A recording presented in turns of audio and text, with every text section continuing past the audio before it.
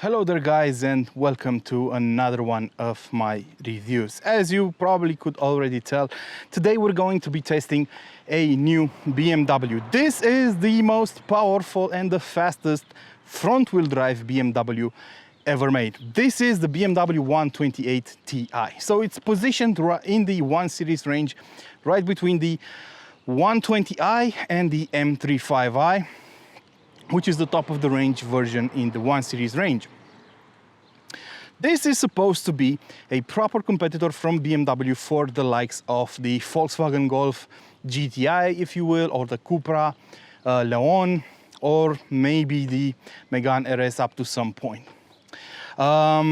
Is it good enough though? Well, that's what we're trying to find out here. But let's talk a bit about the history behind the naming of this car. There was a time in the 60s when BMW didn't have the M division at hand. So back in those days, they had to differentiate the sportier cars in the range from the normal ones using some sort of lettering. So in 1963, the first car wearing the TI badge on the boot came out. It was the BMW 1800 Ti. TI stands for Turismo Internazionale, which is a fancy way of saying this car has more power and it's faster than other cars. This badging was used on a number of models over the years, from the 1800 to the 2000, 2002, and so on. Back in 1966, history was written with one of these cars, with the BMW 2000 Ti, that managed to be the first car to drop under 10 minutes on the Nürburgring.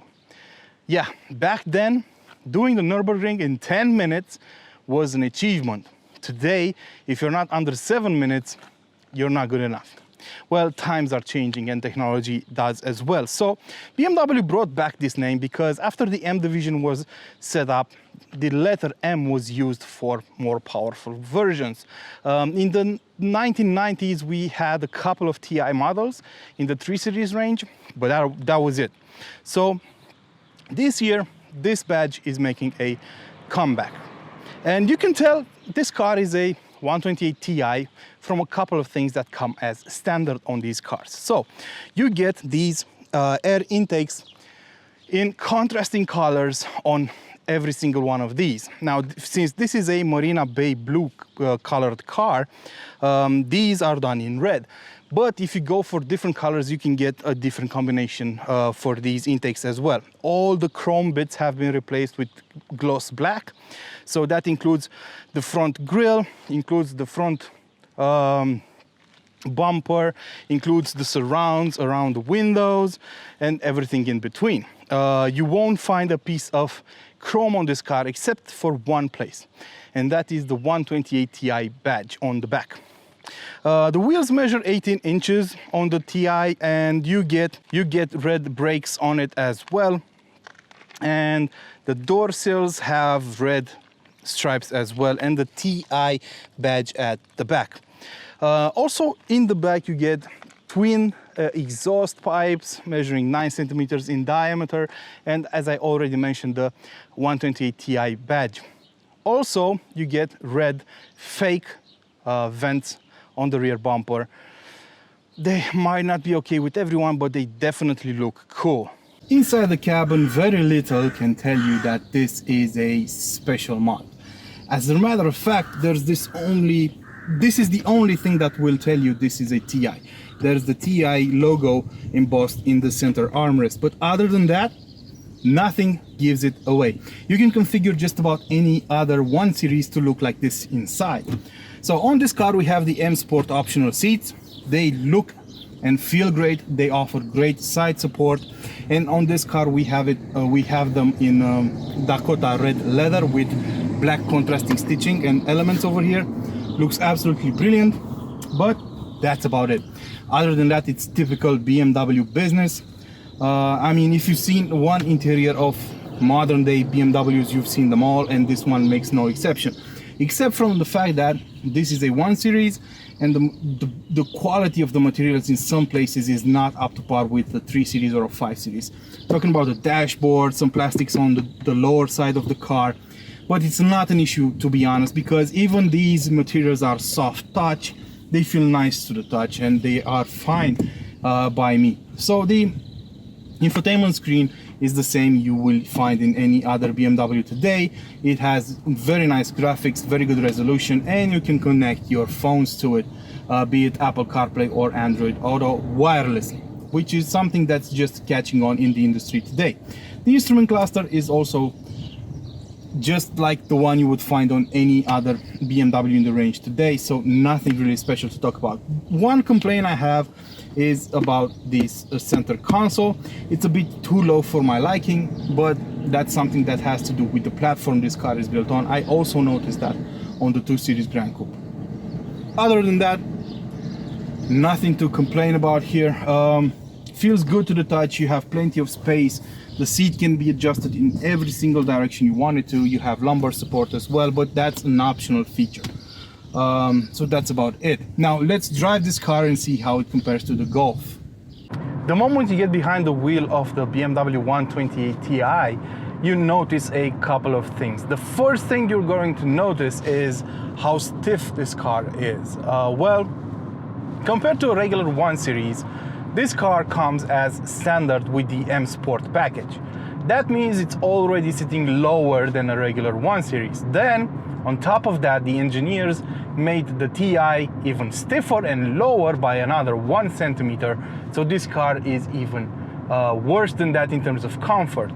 The suspension geometry, the elastokinematics as BMW calls them, on the front axle have been changed too, to allow the car to put the power down even better. We have stiffer anti-roll bars and everything in between, just so that this car can give you a sportier feeling, keep you in control more of the time, and so on. But all that extra control and all those extra dynamics come at a price, and that's the stiffness of the car and the comfort, because you're losing a lot of it. You also get 18-inch wheels on these cars as standard, and that really doesn't help out either. But leaving all this aside, this is not necessarily a car for everyone. This is a car for a boy racer, as I am feeling it right now. It's a car for those who really want to push the envelope of performance, and I could really see this car becoming a nice project for someone really dedicated to this. The kind of person that tunes a Golf GTI to 400 horsepower. That kind of project, that's what I'm talking about. Because this car can drive really well. And I know some people are saying, oh no, this is a front-wheel drive BMW. Yes, BMW has been making front-wheel drive cars for the last 20 years, because they bought Mini back in 1999, if you don't remember, in case you forgot. So they've been making front-wheel drive cars for about 20 years, and they learned a couple of things in the process. Now, compared to the M135i, the top of the range model in the 1 Series range today, this has the same 2-liter engine, a 4-cylinder petrol engine under the hood, but it has been slightly detuned to deliver 265 horsepower and 400 Newton meters of torque. And the engine feels really punchy, and you can actually put the power down. Sure, there will be some torque steer from time to time, but you get a limited slip differential, torsion differential up front as standard on these cars, and it works wonders. So normally you would expect this car to understeer in a fast corner. Enter a corner with way too much speed than you should, and you expect it to push you outside of the corner. But if you start accelerating the moment you hit the apex, you'll notice the car pulling you into the corner, which is pretty awesome, to be honest. And it works really, really well. Let's say you're facing a left turn up front and you have plenty of speed. You slow down up until you hit the apex, and the moment you press on the gas pedal, the car will pull you into the corner instead of pushing you out. Quite a great feeling, and I love the way this car drives. It's very dynamic, very fast, even in a straight line, not necessarily only in the corners. I mean, it's not neck braking. It will do 100 kilometers an hour in about 6.1 seconds, which is just 0.1 seconds faster than a Golf GTI, a Mark 8 Golf GTI, but it's fast enough. You'll do 150 kilometers an hour in no time, and it pulls really, really well.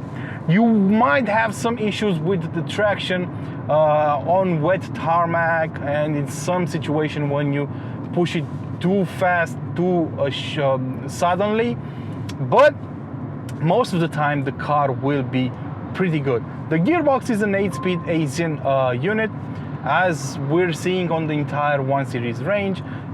It's okay. It keeps up with you in sport mode, and it's pretty good in manual mode as well, because you can change the gears manually using these paddles here. But it's sometimes in comfort mode, just driving around town, it is a bit hesitant in the first gears. But it's not a huge issue. It's fine. It's not the same as a ZF gearbox, the 8 HP you find on the 3 Series and cars bigger than that, but it's decent enough.